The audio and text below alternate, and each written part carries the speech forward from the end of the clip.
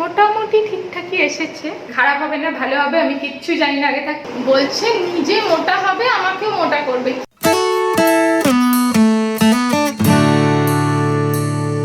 Hello everyone, good afternoon, welcome back to my channel, welcome to a new fresh blog. তো আজকে বুধবার আর এখন বাজে দুপুর 12টা। তো এখন থেকেই ব্লগটা স্টার্ট করছি।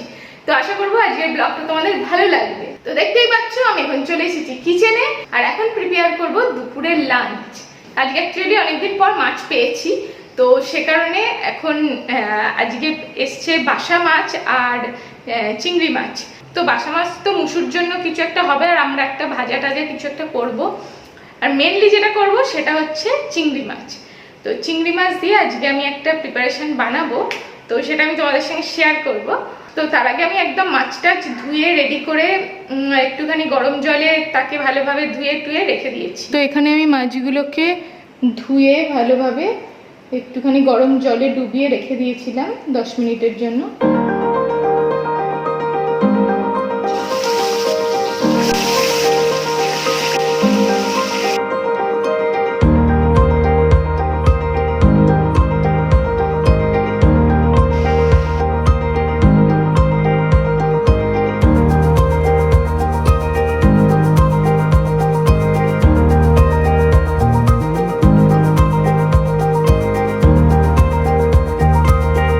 স্নান টান করে যদি রান্নাঘরে আসি না, তারপরে চুলটা বাঁধা যায় না, তো আর আরো প্রচন্ড গরম লাগে। একদম ভিজে চুল বাঁধলে দেখবে আরো মাথার যন্ত্রণা হয়ে যায়। আমার তো প্রচন্ড মাথার যন্ত্রণা হয়ে যায় ভিজে চুল বাঁধলে। এর জন্য আমাকে চুল খুলে কাজ করতে হচ্ছে আর প্রচন্ড গরম লাগছে। আমি কিন্তু আজকে চিংড়ি মাছের প্রিপারেশনটা একদম নিজের মন থেকে করছি।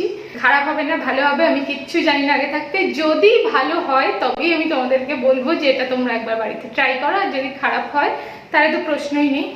আর সৌমিক কিন্তু অল টাইম একদম সঠিক রিভিউটা দেয়। তো তোমাদের সামনেই আমি সৌমিককে দিয়ে টেস্ট করাবো, তারপরে সৌমিক কি বলবে সেটা দেখা যাবে। আমি জানি না কেমন হবে। তো এনিওয়ে আজকে আমি যে জিনিসগুলো ইউজ করছি সেগুলো তোমাদেরকে আগে বলে দিই। একদম সহজভাবে আমি করছি। তো আমি এখানে সর্ষে আর পোস্ত একসাথে বেটে রেখে দিয়েছি। এ দেখো, দেখা যাচ্ছে না, যাই হোক এটা পরে দেখাচ্ছি তোমাদেরকে, এখন দেখা যাচ্ছে না। আর আমি এখানে একটুখানি পেঁয়াজ আর রসুন এরমভাবে কেটে রেখে দিয়েছি। তো জাস্ট এই মেন 3টে ইনগ্রেডিয়েন্টস দিয়েই আজকে আমি বানাবো আজকে চিংড়ির প্রিপারেশনটা। লেটস ট্রাই, দেখা যাক কেমন হয়। তো প্রথমে আমি কড়াইতে তেল নিয়ে নিয়েছি, তেলটা গরম হয়ে গেছে দেখতে পাচ্ছ। এবার এতে আমি প্রথমে রসুন কুচিগুলো দিয়ে দেবো,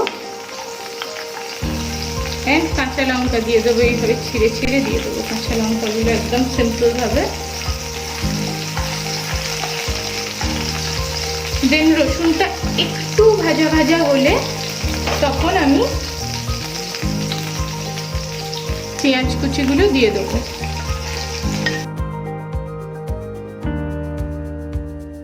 পেঁয়াজটা যাতে একটু নরম হয়ে যায় তার জন্য আমি এখানে সামান্য পরিমাণ নুন ইউজ করব।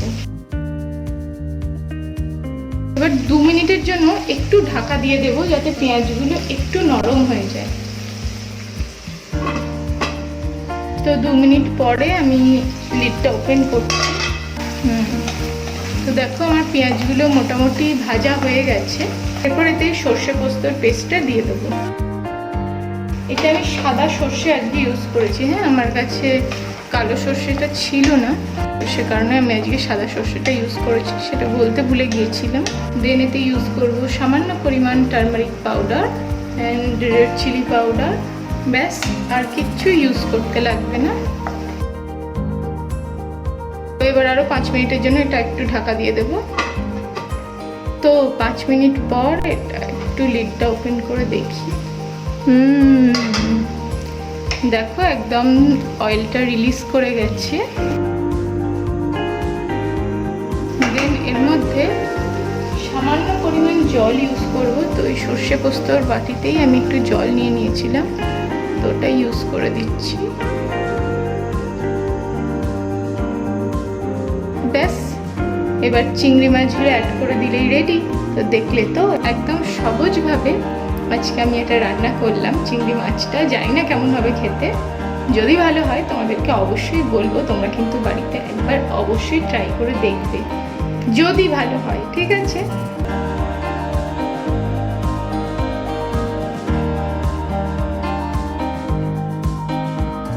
তো আজকের লাঞ্চ মেনু কি কি তোমরা দেখে নাও। আজকের লাঞ্চে হয়েছে ঢ্যাঁড়সের ঝাল, ডাল, সবজি ডাল এটা, আর এটা হচ্ছে চিংড়ি মাছ। তো এটা আজকের মুখ্য ভূমিকায় রয়েছে আর কি। তো এটা খেয়ে দেখতে হবে অ্যাকচুয়ালি কেমন হয়েছে। তো এই আজকের লাঞ্চ আমাদের।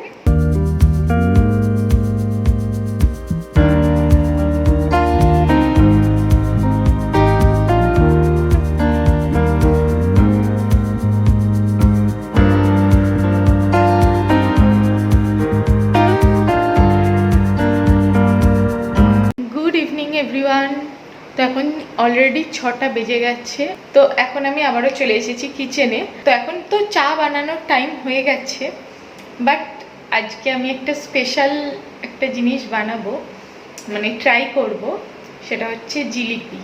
অনেক দিন মিষ্টি কিছু খেতে ইচ্ছা হচ্ছিল, আর জিলিপিটা মানে অনেক দিন ধরে খেতে ইচ্ছা হচ্ছে। তো সেই জন্য আজকে একটু ট্রাই করব জিলিপি, দেখি কীরকম হয়। যাই হোক না কেন, ভালো মন্দ সেটা তো অবশ্যই তোমাদের সঙ্গে শেয়ার করব।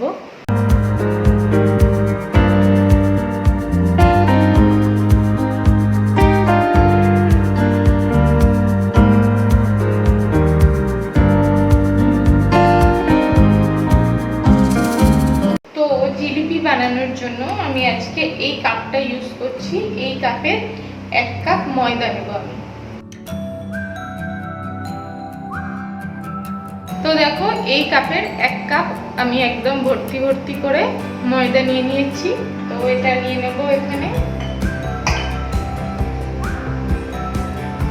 আর নিয়ে নিচ্ছি এই চামচের 1 চামচ দই। এই দেখো, এই চামচের 1 চামচ দই নিয়ে নিলাম। তো এবার ভালোভাবে মিক্সড করে নেব এই দুটো আগে। তো এবার আগে এই দুটো ভালোভাবে মিক্সড করে নেব, দই আর ময়দাটা। এবার অল্প অল্প করে একটু করে জল নেব, আর এটা একদম ভালোভাবে গলতে থাকবে।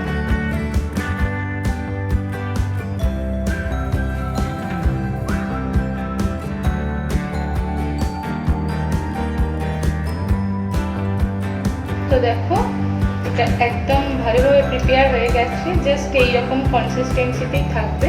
তো ব্যাস, এটা এবার 5-10 মিনিটের জন্য একটুখানি রেখে দেবো, ততক্ষণে শিরাটা প্রিপেয়ার করে নিই।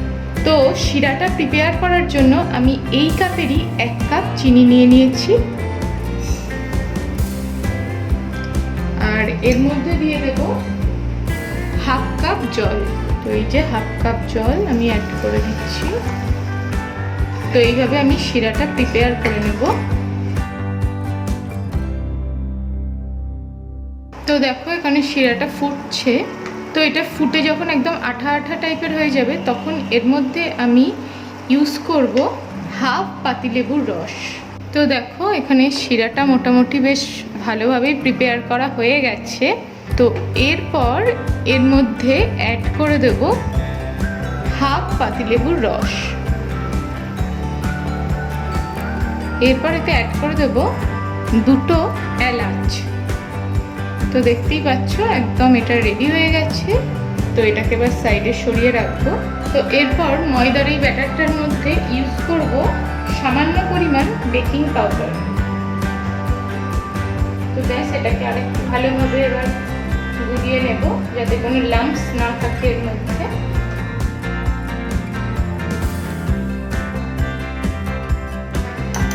দেখো, দেখতেই পাচ্ছ এটা একদম ভালোভাবে হয়ে গেছে।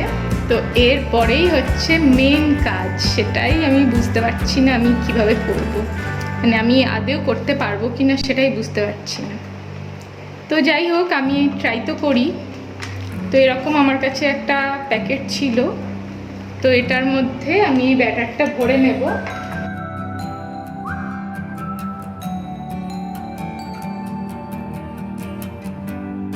তো এরপরে মুখটা আমি এরকমভাবে বেঁধে নেব একটা রাবার ব্যান্ডের সাহায্যে, দেখতে পাচ্ছ। তো এবার কড়াইয়ে তেল গরম করতে দিয়ে দিয়েছি। তো দেখো মোটামুটি শেপ আসছে ধীরে ধীরে, বাট ওরকমও আসছে না, বুঝতে পারছি না কি হচ্ছে, খেয়ে দেখতে হবে। তো এবারে ধীরে ধীরে এগুলোকে একটু করে উল্টে দিতে হবে। ফার্স্টে যেটা দিলাম সেটা একদমই হয়নি, সে কারণে সেটা তোমাদেরকে দেখাইনি। এটা সেকেন্ড টাইমে, এটা মোটামুটি তাও এসছে। হা হা, যেমনই হোক জিলিপির আকারে তো খানিকটা এসছে, আমার তো দেখেই বেশ খেতে ইচ্ছা হচ্ছে। ও হো হো, তো এগুলো মোটামুটি হয়ে গেছে। এরপর এগুলোকে জাস্ট এভাবে আমি তুলে নেব, তুলে নিয়ে পাশেই রসটা আমি রেখে দিয়েছি, তো এর মধ্যে ফেলে দেবো। এখান থেকে তুলে ভালোভাবে তেলটা ঝরিয়ে নিয়ে এর মধ্যে দিয়ে দেবো। 2 থেকে 3 মিনিট এগুলোকে রসের মধ্যে রেখে দিতে হবে। এইভাবে আমি বাদবাকি সবগুলো করে নেব।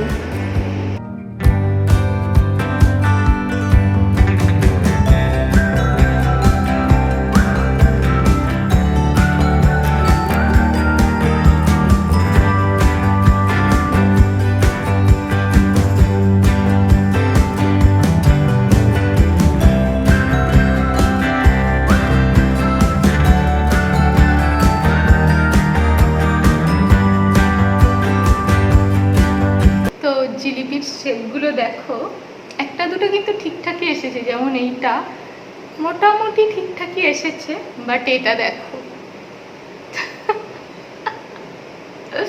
একটুখানি টেস্ট করে দেখলাম, মানে সবাইকে দেবো তার আগে তো একটুখানি টেস্ট করে দেখতে হবে না, তো একটুখানি টেস্ট করে দেখলাম, বেশ কিন্তু জিলিপির একদম যেরকম টেস্ট জাস্ট সেরকমই এসেছে, বাট কোনোটার শেপটা একটুখানি এরকম হয়ে গেছে। কি করব, ফার্স্ট টাইম ট্রাই করলে এরকমই হবে।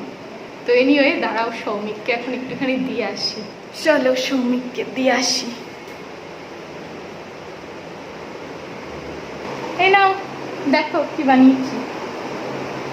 জিলিপি নিজেও মোটা হওয়ার আমাকে মোটা করছে। বলছে নিজে মোটা হবে আমাকেও মোটা করবে, কিরকম খারাপ লাগে বাবা, আমি এত কষ্ট করে বানালাম আর আমি ওকে নাকি জিলিপি খাইয়ে মোটা করছি, তাই তো? তাহলে তোমাদের একটা জিনিস দেখাই, তোমরা মনে হয় দেখতে পাচ্ছ, দেখো তো ঘরের এই বেড কভারটা আমি পরশুদিন তুলেছি, এখনো অবধি স্টিল না আমি পাততে পারিনি, কেননা ও উঠছে না বিছানা থেকে, সারাক্ষণ ল্যাপটপ নিয়ে শুধু শুয়ে রয়েছে। ওয়ার্ক ফ্রম হোম মানে সারাক্ষণ খাটের উপরে শুয়ে, তাহলে ও কি রোগা হবে না মোটা হবে? এই জিলিপি খেয়ে ও নাকি মোটা হয়ে যাচ্ছে, আর এইভাবে শুয়ে শুয়ে তো মানুষ মোটা হয়।